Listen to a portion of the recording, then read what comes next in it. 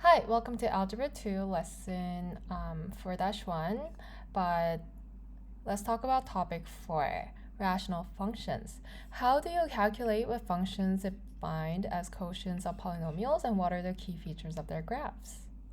Is the topic essential question. So in this topic, we have 5 lessons total, starting with inverse variation and the reciprocal function, graphing rational functions, multiplying, dividing rational expressions, adding and subtracting rational expressions, and ending with solving rational equations. So the topic vocabulary is asymptote, compound fraction, constant of variation, extraneous solution, inverse variation, rational equation, rational expression, rational function, reciprocal function, simplified form of a rational expression. So let's get started with lesson 1, inverse variation and the reciprocal function. In this lesson, we'll be able to use inverse variation and graph translations of the reciprocal function. The vocabulary that we'll look at are asymptote, constant of variation, inverse variation, and reciprocal function. First of all, let's look at model and discuss. The two triangles shown below have an area of 144 square units. So 72 times 2 would be 144. 6 times 24 would be 144. Okay. So sketch as many other rectangles as you can that have the same area. So could we sketch different rectangles that would have the same area? Yeah, sure. What are some other rectangles that you can think of? Organize and record your data for the lengths and widths of the rectangles. So what factors are you looking at? You're looking at the factors of 144. So 1 times 144 would also be another one, right? Sketch another one. Maybe that's too small. So I'll sketch another longer rectangle that would represent 144 times 1. And then we have 2 times 72. What else do we have? We have 3. 144 is divisible by 3, right? Yeah. 3 and 48. 3 and 48. So we have 3 and 48. And then we have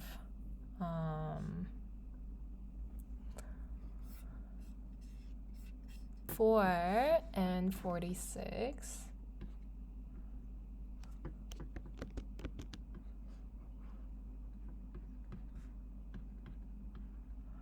And we have 8 and 18. And we have 9 and 16. Sorry, my rectangles are not drawn to scale. And then lastly, we have 12 times 12. Yeah, there are many other rectangles that would have an area of 144 square units. Organize and record your data for the lengths and widths of the rectangles. So 1, 2, 3, 4, 6, 8, 9, 12 would be your widths from smallest to the biggest, and then your lengths would have to start from here: 12, 16, 18, 24, 46, 48, and then 172, and then 144. Yeah.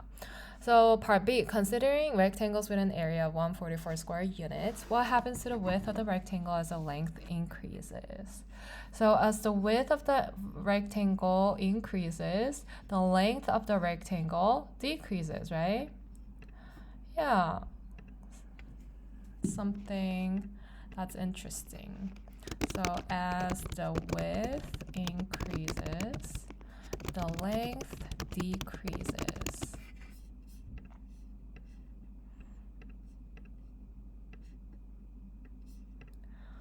Okay, examine at least 5 other pairs of rectangles. 1, 2, 3, 4, 5. Yeah, 1, 2, 3, 4, 5. Each pair sharing the same area. How would you describe the relationship between the lengths and widths?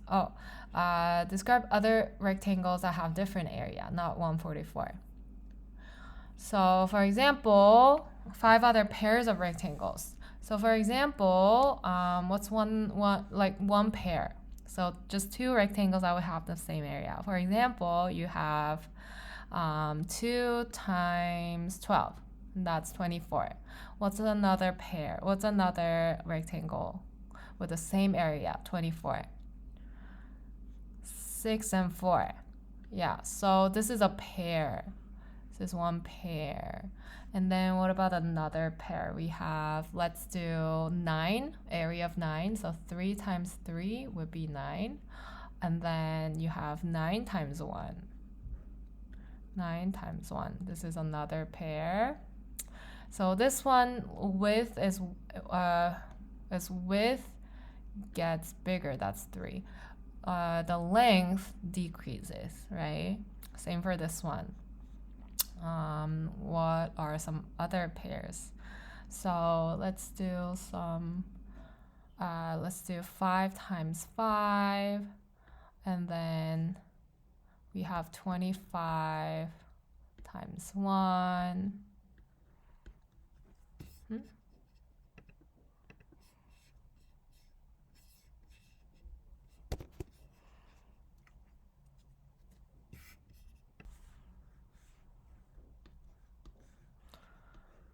And then another pair, let's see, we can do 12. 3 times 4 is 12. And then another one that has 12 would be 6 and 2. Right? Is that 5 pairs already? No, not yet. Well, just one more. How about 30? 6 times 5 is 30. And then 3 times 10 would be 30. So as you can see, the width increases as the length decreases, right? 10 to 1.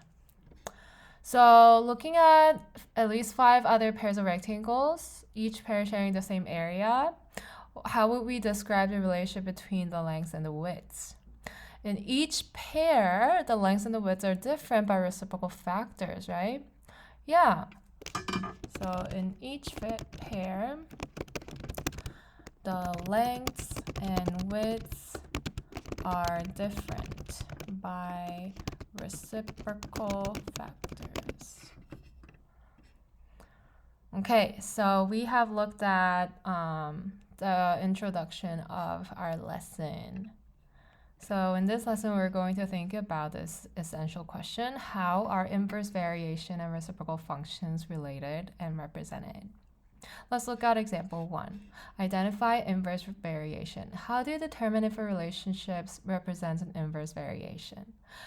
Part A, does the table of values represent an inverse variation? How do we know if it represents inverse variation or not? We first need to learn what inverse variation is.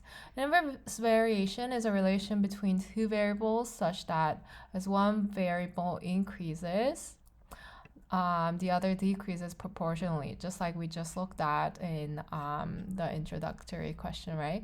For the table to represent an inverse variation, the product of x and y must be constant. Find the product xy for each column in the table.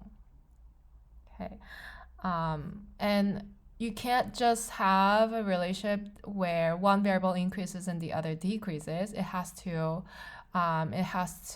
increase and decrease proportionally. That means if x increases in a certain way, y decreases in a certain way, but they must make a proportion.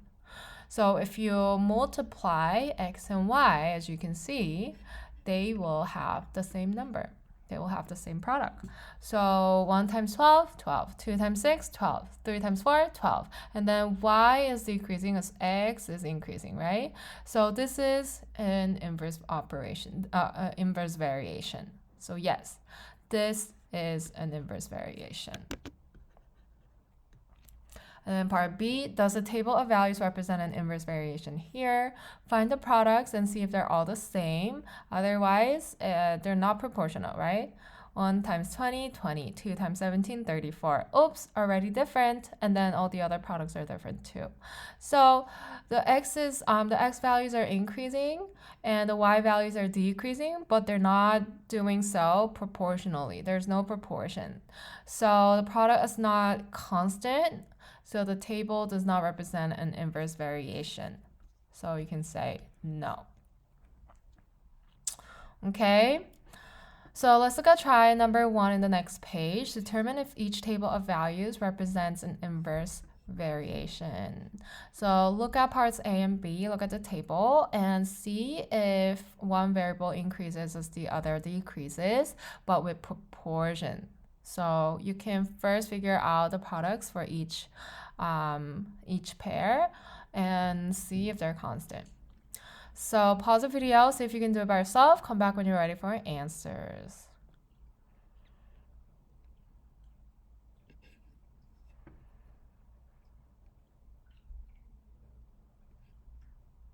Okay, are you ready? Let's look at the first table. You multiply each of them, and are they the same product? Yeah, they should be the same product. What was the product? 1 times 2.5, 25.5 is 25.5. 2 times 12.75 would be 25.5 again. And so all the products are the same. So if the products are constant, that means they have a proportion where they increase and decrease proportionally. And so x is increasing as y decreases, and the product is the same, so they have a proportion. So let's write that down in words. You're going to answer yes, because as the x values increase, the y values decrease with proportion or proportionally. So this is for part A. And we can also write the product. The product of all the pairs of x and y values, or the constant of variation, is 25.5. Okay, part B. What about part B? Well, the products are not the same. If you multiply them together, they won't be the same. Yeah. So look at the first one. 6.6 times 3, 19.8. 5.5 times 5, 27.5. 4.4 times 7, 30.8. 3.3 times 9, 29.7. 2.2 times 11, 24.2. 1.1 times 13, 14.3. So no, they are not representing an inverse variation. So why? While the x values decrease as the y values increase, the product of all the pairs of x and y values is not the same. Therefore, there is no constant of variation. Okay, good. That was try number 1, and we looked at inverse variation. So there is a concept that we should look at.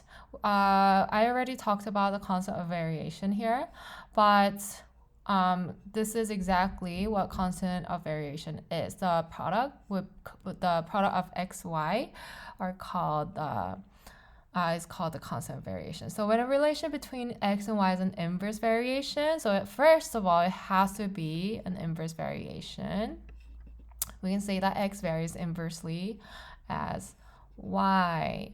Inverse variation is modeled by the equation y equals k over x, or with an equivalent form, x equals k over y, or xy over k. They're all the same equations, where k is not equal to 0. The variable k represents the constant of variation. The number that relates to two variables is in an inverse variation.